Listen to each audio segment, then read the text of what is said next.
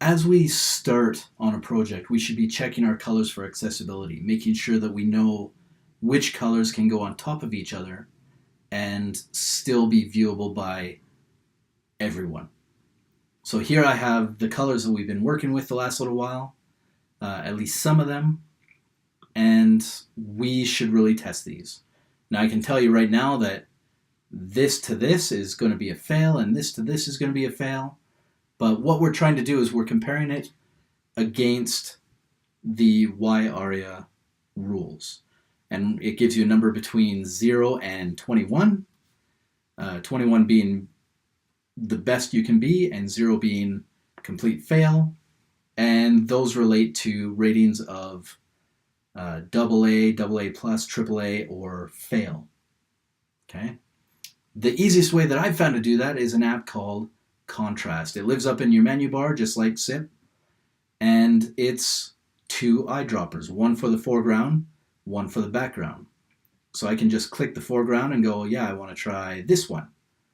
Okay, that's A plus, AA plus, that's good for large text. Maybe I want to try this one. Oh, it's a fail.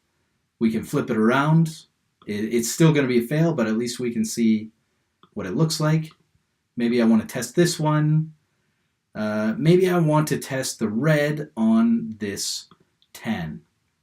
And that too is a fail. I could have told you that from the outset, but the other cool thing that it has is a very simple tool for, or a very simple way to get it to accessibility. So if you're in here, either in the foreground or the background, and you start using the arrow keys up and down, and what it'll do is it will change that color until you start getting a measurement. Now you can actually go faster by going shift and then bring it back. A plus, that looks very almost white to me.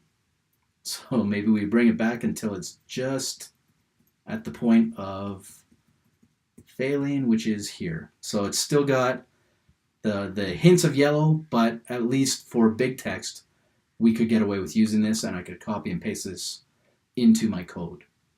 Very, very useful. Does come with a very short list of options, so you can set up some shortcuts. For me, Option Command B brings up the background. Option Command F brings up the foreground.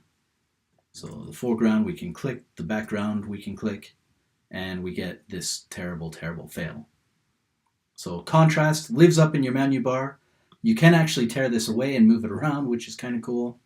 I use this a lot, especially when I'm starting on a new project and I want to make sure that all of my colors are accessible.